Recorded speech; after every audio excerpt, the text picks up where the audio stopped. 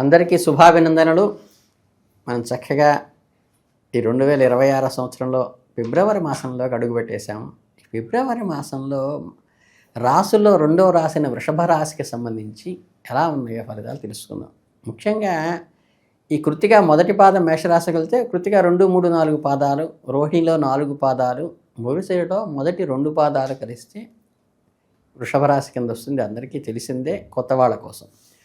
ఫిబ్రవరి మాసంలో వృషభ రాశి వారికి గ్రహగతులు బట్టి చూస్తే ఒక అద్భుతమైన మార్పును, ఒక నూతన ఉత్తేజాన్ని, ఎందుకంటే కొన్ని రోజులుగా ఏదైతే కొంచెం నలుగుతున్నట్టు ఉంటుందో అవన్నీ కూడా క్లియర్ అయ్యేటువంటి శుభ ఇది కలుగుతోంది.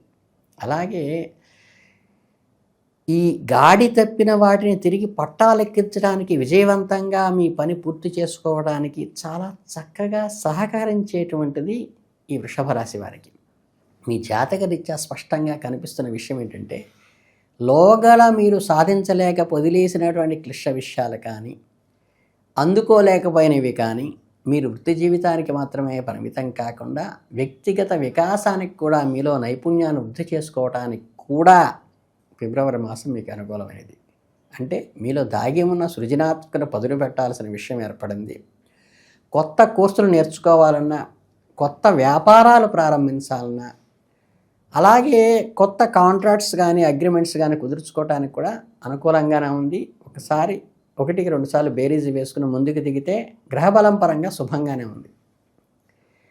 అలాగే మీకు విద్యార్థుల విషయానికి వస్తే నెలలో వారికి అత్యంత కీలకమైనదిగా చెప్పుకోవచ్చు. ఎందుకంటే పరీక్షల సమయం దగ్గర పడుతోంది కాబట్టి ఇప్పుడు మీరు తీసుకునే చిన్నపాటి అశ్రద్ధ కూడా భవిష్యత్తులో పెద్ద ఇబ్బందులకు దారితీస్తుంది. అంటే ఏంటంటే ఏమాత్రం నెగ్లిజెన్స్ అయితే చూడబాకండి. జాగరూకతతో చదువు పూర్తి చేయటం మంచిది అనే సూచన చెప్పడం జరుగుతుంది. మీ ఏకాగ్రతను దెబ్బతీసే అంశాలు మీ చుట్టూ కూడా ఏర్పడుతూ ఉంటాయి. స్నేహితులతో షికార్లు, మొబైల్ ఫోన్లు, సినిమా వ్యాపకాలు, ఈ కుస్తీ పట్టడాలు, ఎదుటివాడితో క్లాష్ పెట్టుకోవడాలు, వాడి గురించి అనవసరమైన చర్చలు పెట్టుకోవడాలు, ఇవన్నీ మీ టైం వేస్ట్ చేసేవి చాలా మీకు గ్యాదర్ అవుతాయి. కనుక వీటిని మీకు మీరుగా అవాయిడ్ చేసుకుని సమయాన్ని సద్వినియోగం చేసుకోండి. విదేశాలకు వెళ్ళాలనే ప్రయత్నం చేస్తున్న వాళ్ళకి అనుకూలంగా ఉంది. అడ్మిషన్లు కానీ కొత్త కోర్సుకి వీసాలకి అప్లై చేస్తే ప్రాసెస్ కానీ కొంచెం క్విక్గా జరుగుతుంది, అనుకూలంగా ఉంది. అవి ప్రయత్నించండి. ఆర్థిక ఉద్యోగ విషయాల గురించి మాట్లాడుకుంటే ఉద్యోగ వ్యాపార రీత్యా నెలలో మీకు మిశ్రమ ఫలితాలను ఇస్తుంది.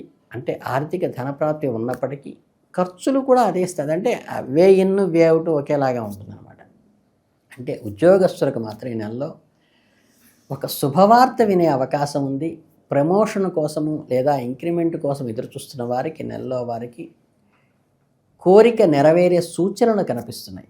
మీ కష్టానికి తగిన గుర్తింపు లభిస్తుంది. పై అధికారులతో మన్నన పొందుతారు. బాస్ దగ్గర పరపతి పెరుగుతుంది. ఇక్కడే చిన్న సమస్య కూడా ఉంది. ఏంటంటే ఒక్కసారి ఈ పరపతి పెరిగినప్పుడు మీ చుట్టూ ఉండేటువంటి అసూయాపరులు పెరిగి మీకు ఇబ్బంది కలిగించే వాతావరణం కలిగిస్తారని జాగ్రత్తగా ఉంచుకోండి. మీ వెనుక మీ గురించి చాడీలు చెప్పడము, మీ పనిలో తప్పులు వెతకడం వంటివి చేయవచ్చు. కాబట్టి ఆఫీసులో ఎవరితోనూ అతి చనువుగా ఉండకపోవటం మంచిది. వ్యక్తిగత విషయాలను భవిష్యత్తు ప్రణాళిక సహోద్యోగులతో పంచుకోకండి. కేవలం మీ పని మీద మాత్రమే దృష్టి పెట్టండి.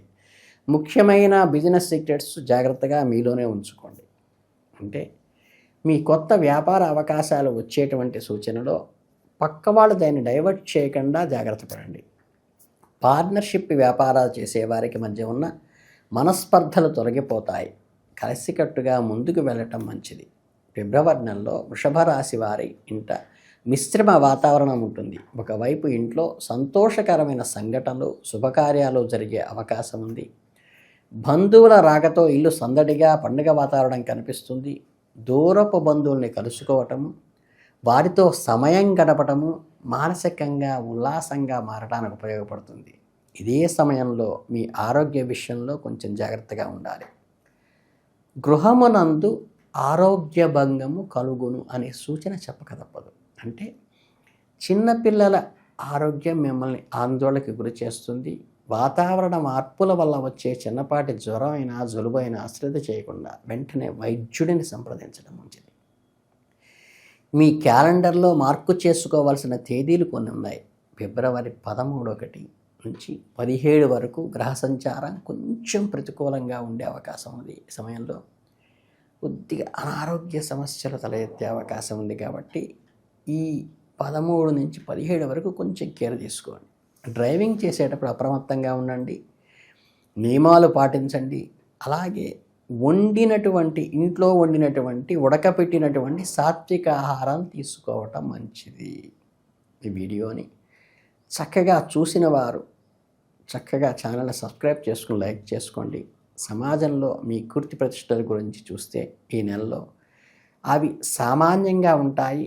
ఎంత గొప్ప పనులు చేసినా 10 మంది సహాయం చేసినా దానికి తగినంత ప్రతిఫలం రాలేదేమో అనేటువంటి ఉండేటువంటి అవకాశం ఉంది. ధైర్యంతో తలచిన పనులు పూర్తవుతాయి అనేటువంటి కూడా సూచన చేయవలసింది. అంటే ఏంటంటే కొంచెం డేర్ చేసి అడుగు వేయవలసిన అవసరం అయితే ఎంతైనది. కొత్త విషయాల్లో కొత్త కోణాలను ఆలోచించడానికి ఈ ధైర్యం అనేది అవసరం.